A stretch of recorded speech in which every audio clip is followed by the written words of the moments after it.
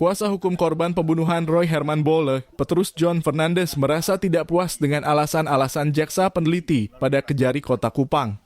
Petunjuk jaksa ini dinilai sengaja diberikan untuk memperlambat proses di tingkat penyidikan. Hal itu disampaikannya usai melakukan audiens dengan pihak Kejari di depan kantor Kejari Kota Kupang, Kamis 11 Januari 2024. Petrus Fernandes dalam kesempatan tersebut menyebutkan hingga saat ini berkas tersebut belum juga P21 dengan alasan belum adanya berkas yang dilengkapi penyidik.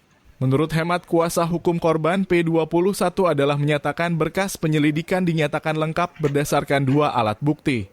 Sedangkan yang terjadi dalam kasus pembunuhan tersebut alat buktinya sudah diuji di pengadilan. Nah, 2 alat bukti ini sudah diuji melalui pra-peradilan dan sudah ada putusan pra-peradilan mengatakan bahwa bukti-bukti tersebut sudah sesuai.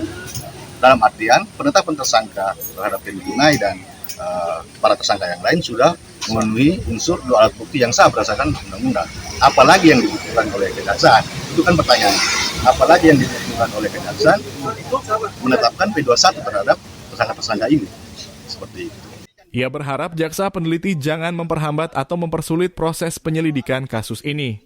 Kalau dari kami harapannya bahwa kejaksaan objektif penuh dengan keadilan melihat perkara ini. Jangan sampai hambatan-hambatan kecil yang harusnya itu di ranah pengujiannya di pengadilan itu langsung diuji oleh kejaksaan. Dan kita berharap bahwa kejaksaan betul-betul bebas dari segala intervensi.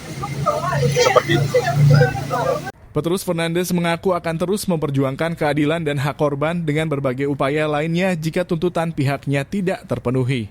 Pada kesempatan itu, ia juga menyampaikan salah satu petunjuk jaksa peneliti yang terkait dengan voice note dari TSK Tenikonai sebagai otak di balik kasus pembunuhan tersebut. Tetapi menurutnya keterangan saksi dan ahli serta petunjuk-petunjuk lain seharusnya sudah memenuhi unsur keterlibatan TSK Tenikonai. Jadi voice note ini nanti kemudian akan dilengkapi penyidik atau memang tidak ada? Sejauh ini nanti kita coba berkoordinasi dengan penyidik. Terpisah, Kasih Intel Kejari Kota Kupang, Rindaya Sitompul usai audiens dengan perwakilan massa aksi menerangkan bahwa masih ada beberapa petunjuk yang belum dipenuhi penyidik sehingga terus dilakukan koordinasi.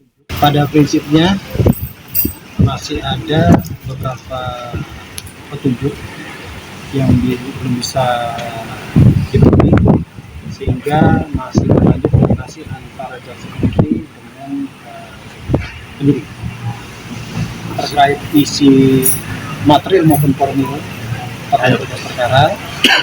Nanti tanyakan sama penyidik karena sudah kita tuangkan di dalam berita koordinasi. Terkait dengan tudingan jaksa masuk angin sehingga kasus tersebut tak kunjung lengkap, Rindaya menegaskan pihaknya tetap profesional dalam menangani kasus tersebut. Terhadap putusan pra-peradilan, dirinya menjelaskan putusan tersebut hanya sebatas formilnya, sedangkan materi perkara akan dibuktikan di persidangan.